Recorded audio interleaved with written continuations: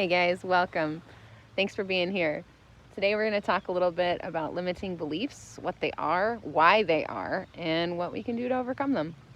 So, limiting belief in basic terms is a story we tell ourselves that holds us back from being energetically aligned with our higher purpose and our higher self.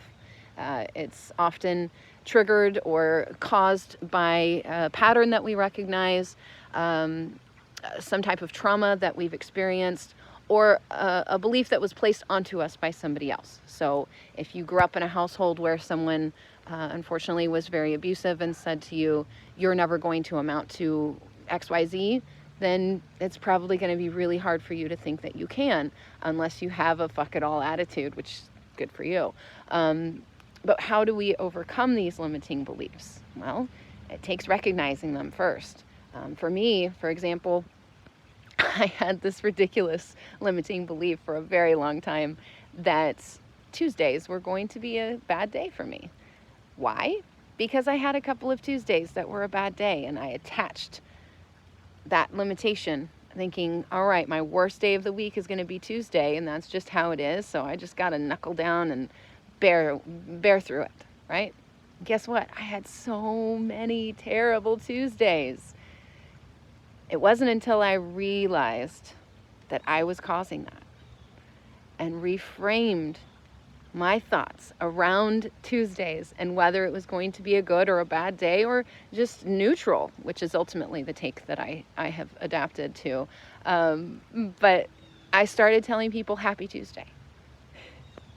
And that simple action triggered me to feel more inspired and embrace Tuesdays for what they are. And guess what?